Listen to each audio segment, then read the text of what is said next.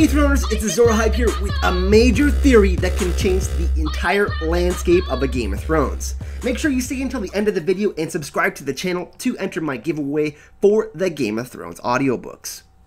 After the last episode, I've seen a lot of people hating on Archmaester Ebrose for what he did to Sam. And after some deep thought and after watching the episode again, I had an epiphany on how Samwell Tarly and Bran Stark will reveal Jon Snow's true parentage.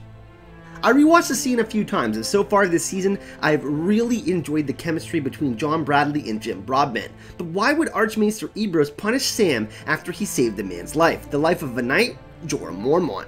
Despite curing grayscale and achieving something that many maesters have not through the entirety of their stay at the Citadel, Sam has accomplished something amazing. Many have failed, but not Sam. But is he really being punished, or is Archmaester Ebrose actually rewarding him with what he wants? I think he is indirectly doing so without telling Sam, as he passed his test. I mean, why did he compliment his technique and applaud his efforts?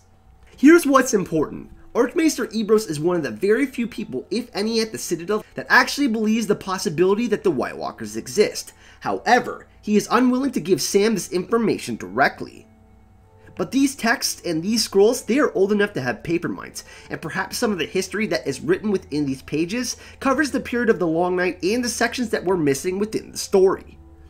However, I believe that Sam and Gilly are going to find something very different, that isn't so old, and something that relates to Jon and his lineage, and I believe that together they will find the documentation stating that Rhaegar got married to Lyanna before they both died, making Jon a legitimate heir to the Iron Throne, removing his bastard status. I mean, why else would Rhaegar leave Arthur Dayne and Sir Gerald Hightower at the Tower of Joy with Lyanna? It's because they were married, and Jon is a prince that could become king. Rhaegar cared very much about the health of his house. In fact, the last conversation he had with Jaime Lannister was about how Rhaegar wanted to change the situation in King's Landing.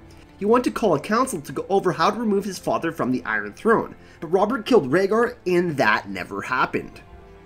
Now, you must be asking, okay, but how does this involve Bran Stark?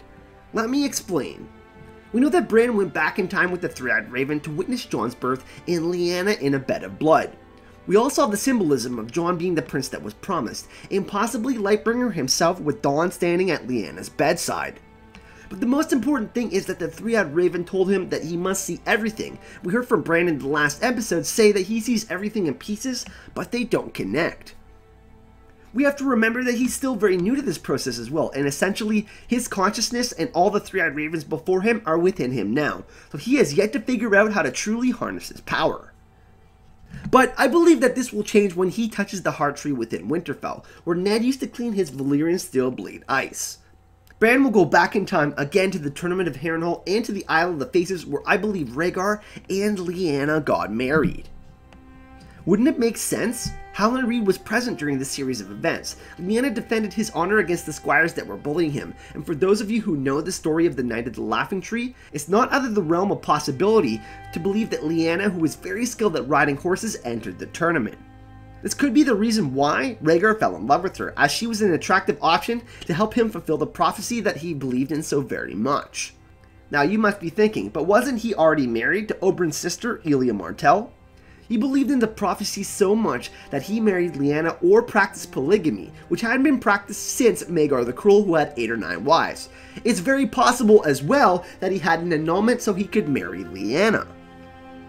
He knew that he had to make Jon legitimate. That's why the most honorable and respected knight in the realm was protecting his lover and his wife at the Tower of Joy. There's no other explanation that makes sense in my opinion. Why else would you have him there? And as I stated earlier, even though he could have probably practiced polygamy, it wasn't looked fondly upon after Maegor the Cruel, but Rhaegar disagreed with this for the sake of prophecy, and he had the support of most of the lords in the Seven Kingdoms. It's why he helped organize the Tournament of Harrenhal. Now, how will all of this go down? Here's what I believe will happen.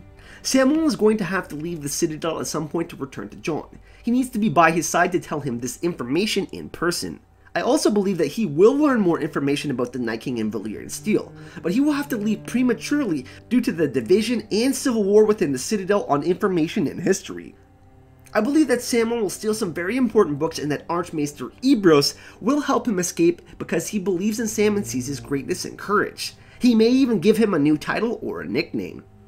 So when he returns to Winterfell with this information and him and Bran meet again, they will devise a plan on how to reveal Jon's true parentage. But it's not that simple. We know that Cersei ripped up a piece of paper right in front of Ned Stark, and Bran, what he understands, will not be understood by many people. So I believe that next season, the third person in this equation who will help reveal Jon's parentage and true lineage will be Howland Reed. We have to remember that things happen in threes, and 3 is the first number to which the meaning all was given. It is the triad, being the number of the whole as it contains the beginning, a middle, and an end, to past, present, and future. Just as Jon's parentage arc has a beginning, middle, and end. As a token of appreciation for all the amazing support the channel has received, I'm doing an audiobook giveaway for all 5 books of the Song of Ice and Fire series. All you have to do is leave a comment on this video about how you believe Jon's parentage will be revealed, and subscribe to the channel. And also, if supporting the channel is something that you're interested in, you can support me on Patreon. It really helps out content creators like myself, and I have all sorts of amazing cool rewards set up, including early access to my write-ups, exclusive videos, and some extra hype news. Thank you so much for watching, and I'll see you all in the next video. 7 blessings. Fuck the king.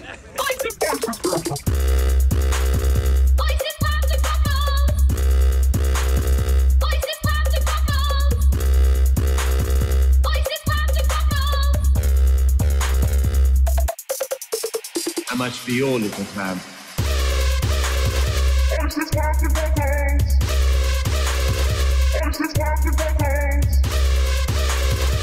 It's